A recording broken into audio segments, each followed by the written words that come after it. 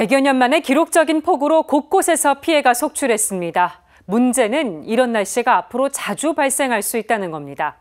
윤석열 대통령은 이상기후에 대한 대책 마련을 주문했는데요. 프란치스코 교황의 메시지에서 해답을 찾아보면 어떨까요? 맹현균 기자입니다. 윤석열 대통령은 그제와 어제 이틀 연속 수해 피해 현장을 찾았습니다. 국민들에게 송구한 마음을 전하기도 했습니다. 불편을 겪은 국민들께 정부를 대표해서 죄송한 마음입니다. 윤 대통령은 피해 복구 지원과 함께 이상기후에 대한 근본적인 대책을 세워야 한다는 점을 강조했습니다. 이 같은 극단적인 날씨는 비단 한국의 걱정만이 아닙니다.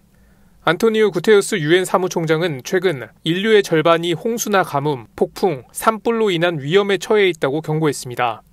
문제의 해답은 프란치스코 교황의 경고에서 찾을 수 있습니다. 교황도 전 세계 곳곳에서 발생하는 자연재해를 주시하고 있습니다. 교황은 자연재해가 발생한 국가의 국민을 위로하는 동시에 피해 복구를 위한 긴급 지원금을 전달하기도 합니다. E alla zona di Petrópolis in Brasile, devastata da inondazioni e frane. Il Signore accolga i defunti nella pace, conforti i familiari e sostenga quanti prestano soccorso.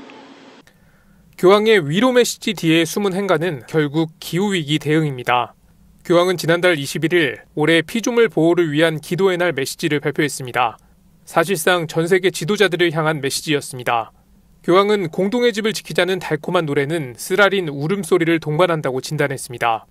기후위기에 따른 이상현상에 따라 가난한 사람들이 가장 심한 고통을 받는다는 지적입니다.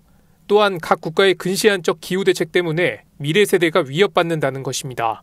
교황은 개인적 차원의 건강이나 복지 또는 전쟁과 같은 세계적 이슈들과 같은 수준으로 지구가 뜨거워지는 것에 대한 관심을 가져야 한다고 강조했습니다.